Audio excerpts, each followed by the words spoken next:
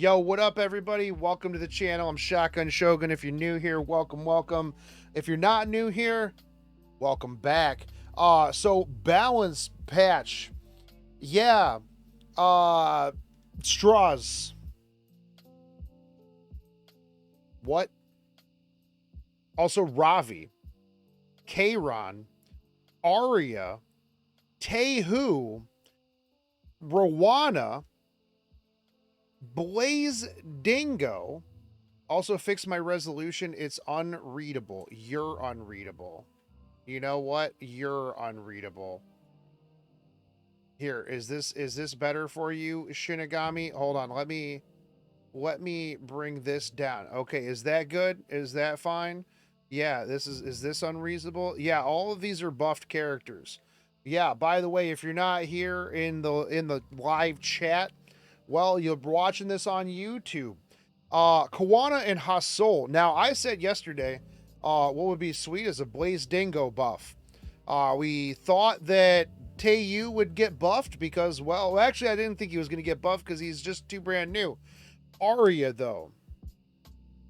Now, let's see if I'm right on the artifacts. Magic for friends and unfading memories.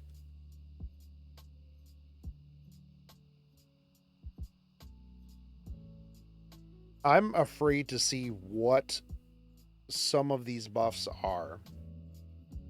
Straze, why does he need a buff? How are they going to buff Straze? And is it going to break my B13 run? Ravi, let's go. Kayron, a lot of people have asked for Kayron. Arya, people right now are probably like, bro, did they buff her art? Probably not. Anyway, Straze. Okay. Penetration condition alleviated. Attacks all enemies with a sword. Penetrates defense of the target with the highest max health by 30%. When the caster's attack is greater than the penetration target's attack, penetration increases up to a maximum of 100%. The skill cannot trigger a counter attack. Penetration condition alleviated. Does that mean that they lowered the amount of attack that he needs to kill? Yeah, he needs less attack, so maybe he won't be ZDPS without an attack buff. That was like one of the things that you needed. He's insane now. That's insane.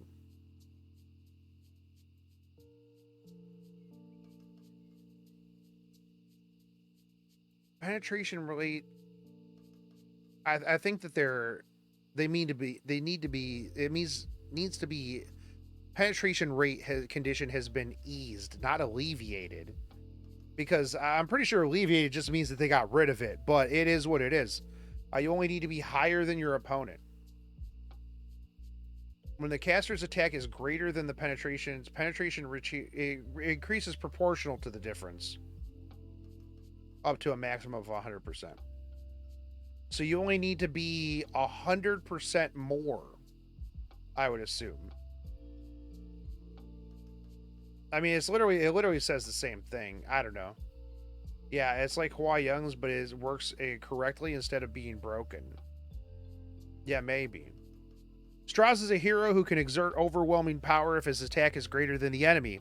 He is strong when conditions are met, but it was difficult to utilize his full strength in PvP. How? How was it hard?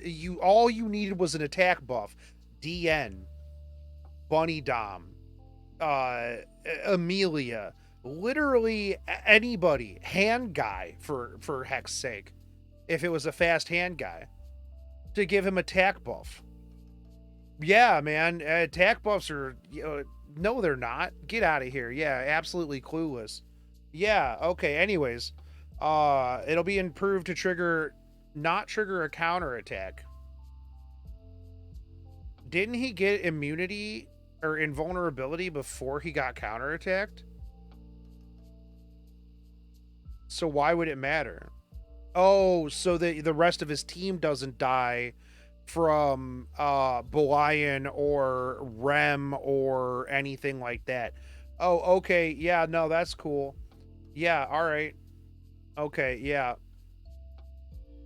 Okay, so Straze is super sick. Yeah, super good. Yeah, ridiculous. Yeah, he hits 4 things. That's some counter opportunities because he can't kill 4 things. He kills 1 and maybe 2. Yeah. Yeah, that's rough. All right. So Ravi starts the first battle with 40 fighting spirit. So right out the gate, Ravi has 40 fighting spirit.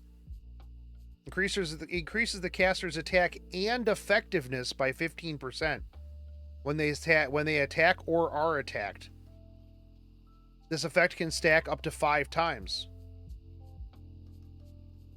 That's a lot of effectiveness as well as attack. So they gave her another 25.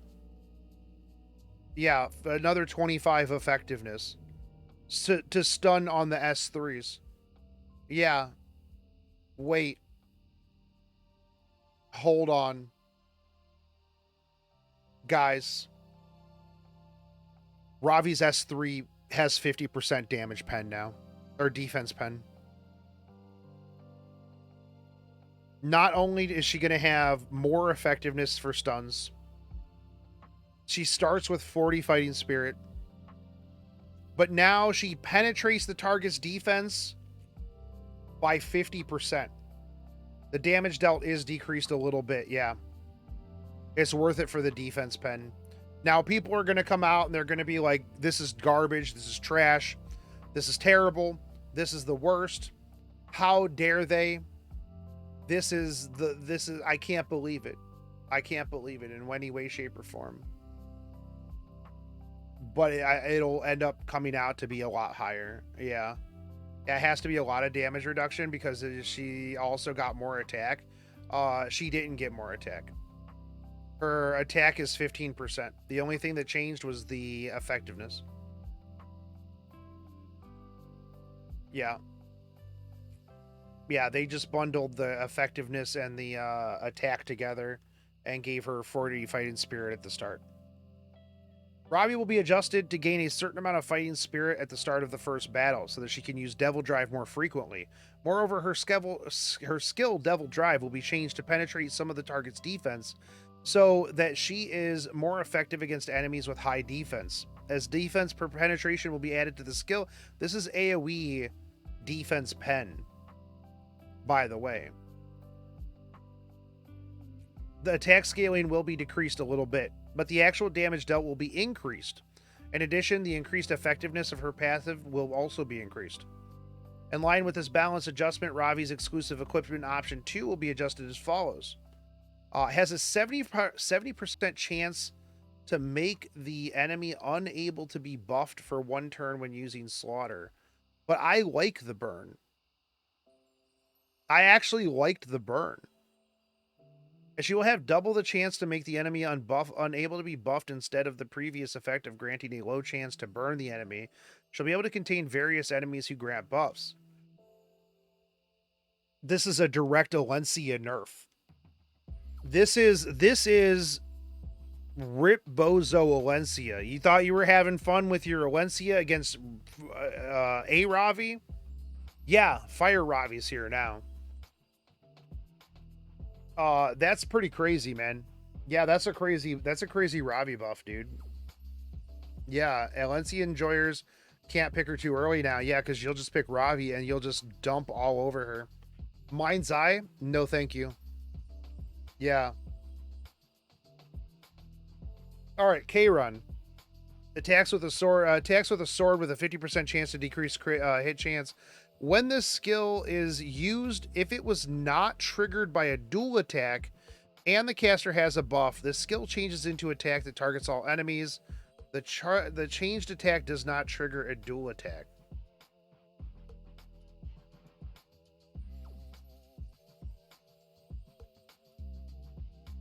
I thought he'd normally hit. I thought that he normally did the AoE.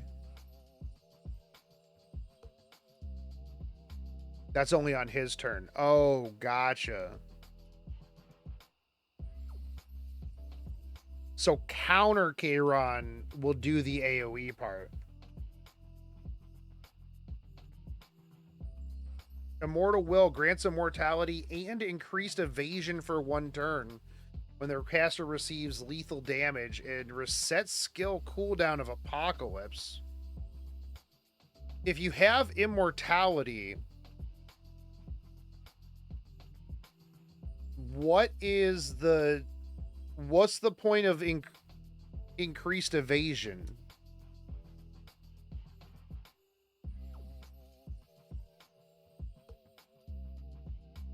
Evade strippers, but a lot of strippers are non-attack skill.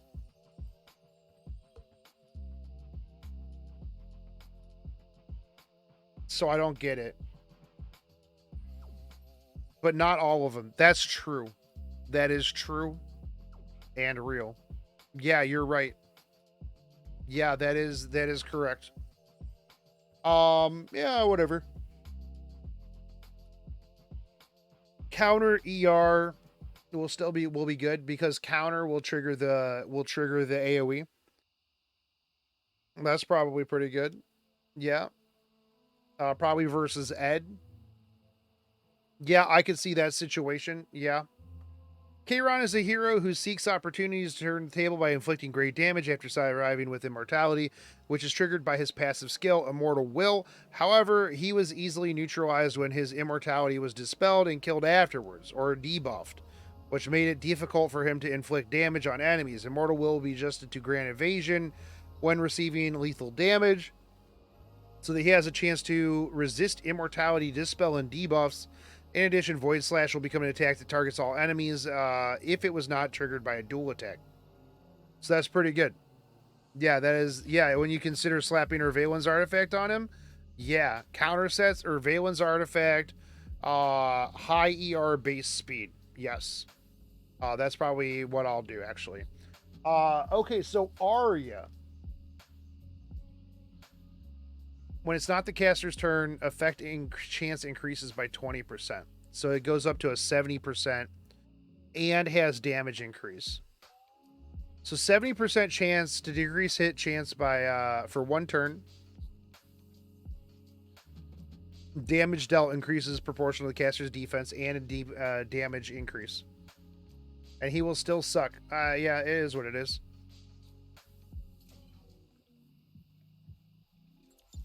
So Guide of Darkness. As the caster's health decreases, critical hit damage increases up to a maximum of 50%. Now, increases critical hit chance by 30%.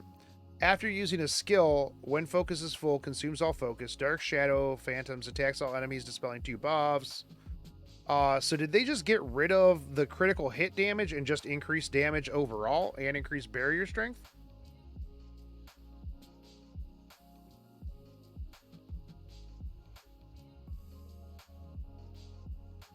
Yeah, looks like it. Ari is a hero who specializes in casting debuffs on enemies, inflicting damage with counter, and protecting allies, though the adjustment of her damage, debuff effects, and survivability will be increased to fulfill her role more efficiently. First, Shadow Call will have an increased chance to decrease hit chance. That's pretty good. If not triggered during her turn, it will also have a barrier strength increase. Her passive skill, Guide to Darkness, will no longer grant increased critical hit damage as her health decreases. Instead, we've increased the damage dealt on her skills. Okay, so that's pretty good.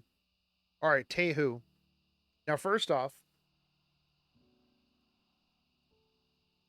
I don't know what it does. Yeah, I don't know what it does. Yeah. But we'll see if he does anything better. Okay. Attacks all enemies, dispelling all buffs. Okay, that's pretty good. And increase skill cooldown of the target with the highest attack by 1 turn twice. Increase the speed of the caster for 2 turns. When the caster is enraged, it ignores effect resist. That's pretty good. Yeah, that's not bad.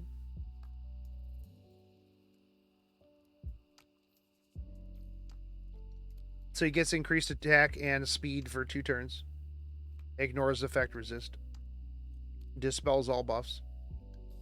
The effect resist thing is pretty big, actually. Yeah, guaranteed skill cooldown. Yeah, Teiyu will be adjusted to contain enemies who use non-attack skills more effectively. Tornado Sweep will be changed to dispel all buffs, and also grant speed increase to the caster for 2 turns after using the skill. In particular, he will be able to contain enemies more effectively, as Tornado Sweep will ignore effect resistance when he is enraged due to an enemy using a non-attack skill. Yeah, I actually think that's pretty good. Yeah, I think that's pretty good. Okay, Rowana. One of the most truest of true units that didn't need any sort of buff. All she did was what she did, and she didn't need to do anything else. Noble Rekos. With the Grace of Rekos, recovers the health of all allies and grants a barrier and revive for 2 turns. Amount recovered and barrier strength increases proportional to the caster's max health. So now she puts a barrier on as well with the S3. Yeah, slight buff. Not that bad. Not big. Not too bad. Wasn't necessarily needed, but not bad. She'll still be good at what she's good at and not good at what she's not good at. Rowana skill, Noble Rekos was adjusted. This lo-fi music is putting me to sleep even more than I'm already tired. When awakened, it will grant barriers and recover the health of all allies so she can support allies more efficiently. Okay, good. Blaze Dingo. Divine Punishment. Yeah, didn't get butchered. Yeah, no butchering so far. Everything has been a net positive for these units. Blaze, who asked? I did yesterday, actually. Divine Punishment attacks all enemies with a giant gauntlet, healing the ally with the lowest health.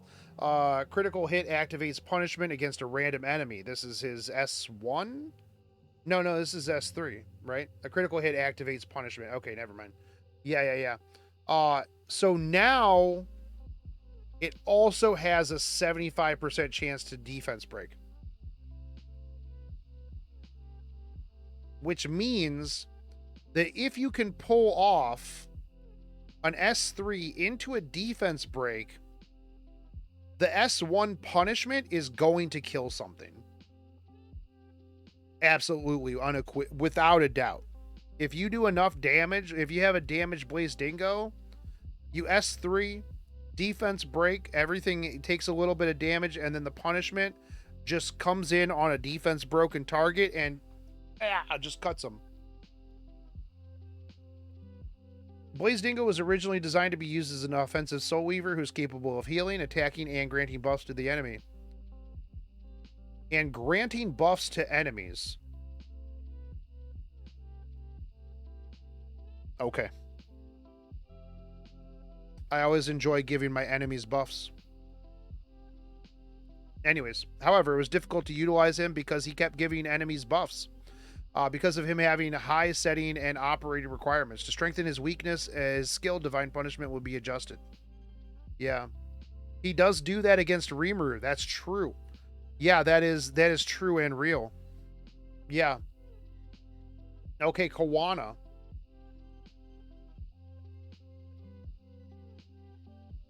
So they took away the all allies are fire elemental and gave her fire elemental allies. So you can use her in non-fire elemental mono fire groups. Okay. Yeah, that's good. I think they should do that with every unit like that. I hate the idea that you have to run like a mono group, right? Yep.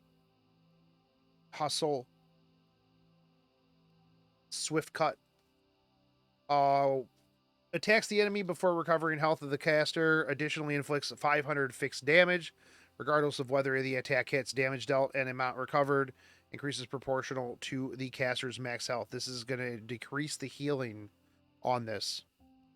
Blade of Vengeance before and after. When an ally suffers a counterattack, decrease damage suffered by 25%.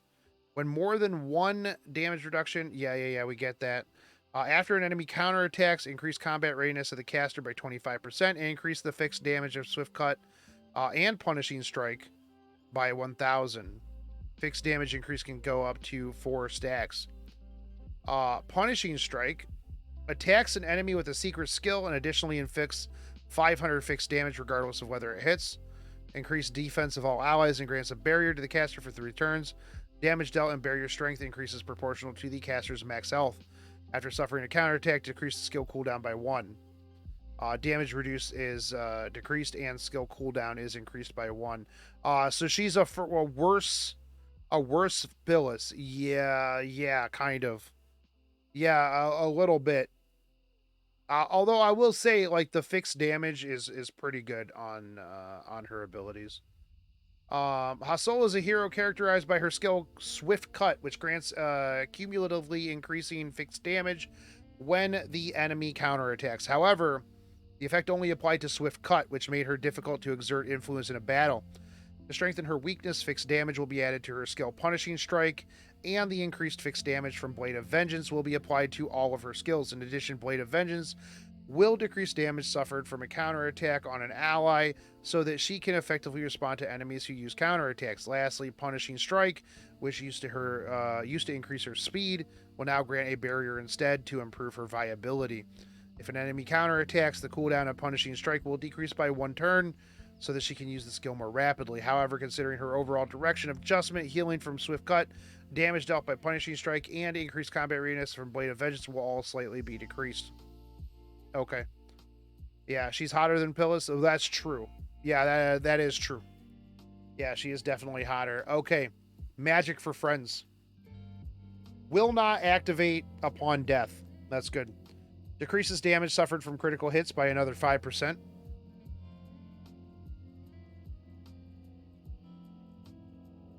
The skill effect of this artifact does not increase or enhance activated upon death. Will not activate. Mercedes exclusive artifact will be adjusted to increase the viability, increasing the decreased amount of damage suffered from critical hit. However, fix the issue where Dimensional Rupture from Magic for Friends is activated before dying.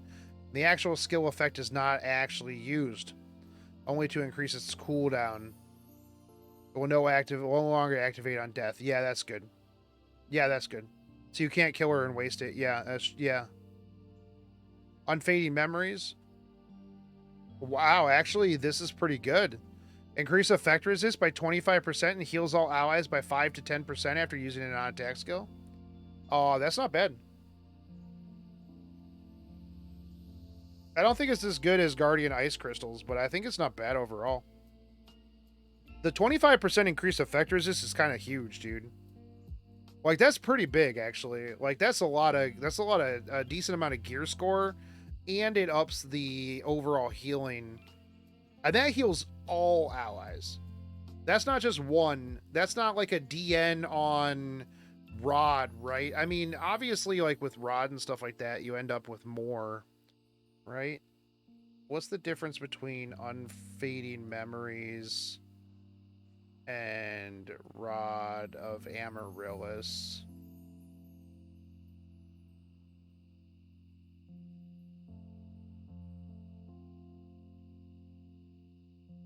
So Rod is 24.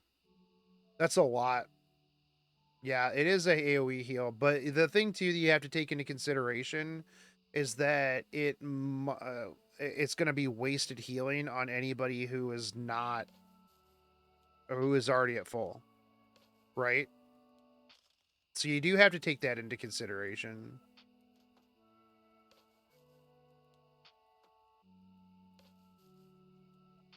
Yeah.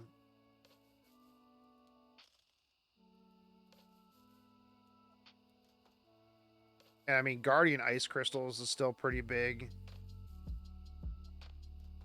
Get a load of this guy having full HP units. True, actually. Yeah, where were we at here? Right here. All right. We also have an announcement regarding the change schedule of balance adjustments, including new exclusive equipment. We often had issues where balance adjustment and World Arena season schedules were mismatched. and there was a balance adjustment right before the season end. To resolve this, we will change the next balance adjustment schedule, and we'll have our next adjustment on 10/27. Okay. Which is 4 weeks earlier than our regular schedule. Starting 10/27, we will conduct a balance adjustment every 8 weeks to prevent the balance adjustment from proceeding at a time when the World Arena season is imminent, which will improve the season, letting it proceed more smoothly. Accordingly, exclusive equipment, which was originally planned to be added on 10/27, will be added on 11/24. Why can't they just do all of it at the same time?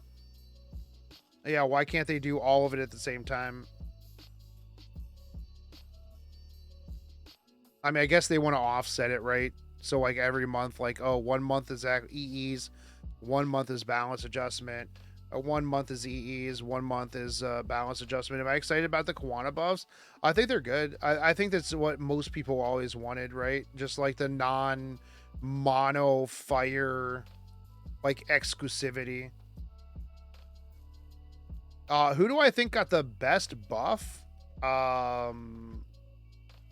Ravi. I think Ravi. 50% AoE defense pen is fucking huge. Yeah, it's really big, man. Like an extra 25% effectiveness. The buff is huge for counter Kayron, but I think like counter Kayron is like a really niche pick. Like into like cleave. That's about it. Straze's buff is really big as well. But I think like overall, people are going to be mad at this balance patch because I don't think any of these units became giga broken. I think all of these units got okay buffs. And I think that's not going to be enough for people.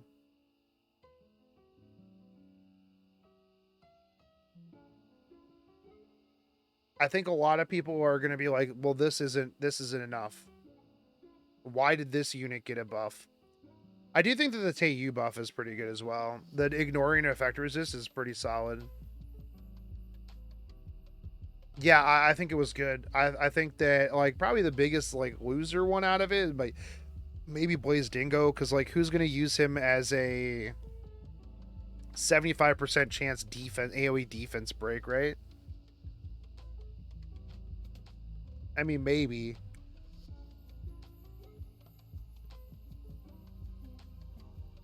Hasol is a little weird, but who cares? Magic for Friends fix. Not even really a buff. I mean, a little bit. Blaze Dingo procs ML Pavel in a single turn, though. Yeah, that's true. Into defense breaks. Could be good. Isn't his base speed like dog, though? +7 speed, he's 116. Yeah, that's true. Yeah, Elionov buffs wear. Yeah. People will usually be disappointed unless some ML units gets buffed into being broken. Yeah, that's true. Yeah. I mean, realistically, you could just use Blaze Dingo as an ML Pavel initiator. No, I think it's good. Let me refresh real quick and see how many people are mad at this already. 16. Says buffs wear that damage reduction that's going with Ravi's. They literally they literally said in the thing underneath it that it would be a net damage increase. Guys, I wonder if the overall damage is going to be higher or not, man. I know they said it's going to be a net damage increase, but I bet it's going to be bad like that Alencia buff was. Oh, man. Damn, bro. Also, Kayron's S1 AoE condition, if used as a counterattack, and yeah, it'll be an AoE. Yeah. Yeah, he'll do AoE. Did I get logged out? I did, okay. Who the hell wanted these already good units to get stronger? Bro. Damn. It's not even really a buff, dude. It just makes it so that it doesn't like die when she's killed. Which it shouldn't, realistically. Like, the artifact shouldn't trigger and then she dies. It should, if it's going to, it should trigger, do its thing, and then she dies. Yeah, whose idea is to say Straze needed a buff? I mean, I agree. Yeah.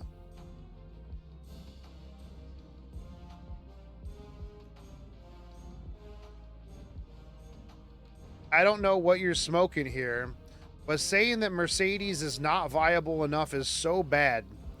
But thanks, now we might suffer even more RNG terror. For example, in Guild Wars, big claps for Smilegate. Are people really having like a really, really hard time against Fire Mercedes?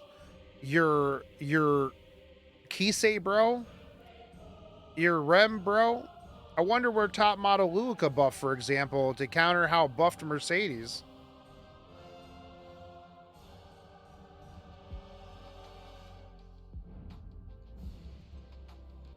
We'll listen to the WoW music because it's over. Which autistic dev thought it was a good idea to buff Straze? Instead of buffing Omega dog shit units like Captain Flan. You know Captain Flan was used in Epic 7 World Cup, right? Like, do these people not realize that, like, high tier players actually do kind of use her from time to time? Are they insane? 2 of the heroes aren't even 6 months old. Teiyu is literal garbage, dude. Yeah, literal garbage. Everybody's wanted a Teiyu buff since he came out. And you're like, bruh. Oh my god, dude. Why would they buff a unit to take care of Hua Young, whose job it was to take care of Hua Young? Oh my god, dude. Oh, now he can do the thing he's supposed to do. Am I the only one who feels that Hasol is sort of insane? She could be really good. I mean, the problem is, though, is that Hasol suffers from 3-star stat syndrome. So, yeah, I just want to know who thought Magic for Friends needed a buff. Oh, yeah, we already looked at that. Wait, hold on. It's already a strong arty, which bypass the can't be counterattack skill. Can activate any attack and does the loaded damage. Why is it getting a buff, making Mercedes more tanky and giving it more chances to proc? Because it shouldn't proc when you're dying. Yeah, it literally... Yeah, welcome... Yeah, DJB on Rowana's buffs. Yeah, absolutely. Yeah. But, I mean, I don't feel like you really pull DJB in... Rowana's like a 4th, 5th pick anyways. Yeah. Yeah. Keck W, Coven. I see you. That's right. Why is... Yeah, like, okay, so it's a 5% increased tankiness. Nobody builds Fire Mare. Well, some people build Fire Mare to be giga tanky, but like most people don't. And the artifact shouldn't be a dead proc because like you're gonna get hit like 50 times. Magic for Friends isn't gonna proc, and the fucking moment you die, you're gonna see Magic for Friends, and then she comes back and it's on cooldown and it sucks. Straze didn't need a effing buff. Rowana S2 against counters already OP. She didn't need a buff. Yeah, she didn't need a buff, but she got it. Yes, it's only a barrier, dude. It's only a barrier, dude. Yeah, but Friends procs 24/7 right side. Well, I mean, it can only proc once every like 2 turns. So, yeah. Yeah, I mean, there's that. Yeah, Rimmer's S2 activates on death. It shouldn't. Well, I mean, he's dead, though. Like, he's not coming back. So, yeah. I mean, the fact that she comes back... is there. Maybe it shouldn't. And then if you revive, it should just be there. Yeah, no, I agree. Yeah, it shouldn't. Yeah, it shouldn't proc on death. And if you revive, it should be right there. I don't think any abilities should proc before death. If you're going to fucking die, then why would any of your stuff proc? It just shouldn't. Yeah. But I think overall, not bad. I'm excited to use Ravi again. Straze, cool. We'll see how it works out. I think overall, it's a decent balance patch. I don't think that we need anything crazy. But people are going to be mad about it anyways. As you can see, they're already mad. It's been up for like 30 minutes. People are already big mad. Think they needed a buff A-Ravi too. I agree. Yeah. They make A-Ravi crazy. They buff Alencia to counter A-Ravi. And then they buff Fire Ravi to counter the Alencia that's countering A-Ravi. It's Ravi's all the way down. Yeah, A-Ravi should get magic for friends too. Magic and friends. And she should actually get a thing. Yeah. Yeah, just get a thing where if both Ravis are out there, they get exponentially buffed off of each other. That's what I think. Yeah.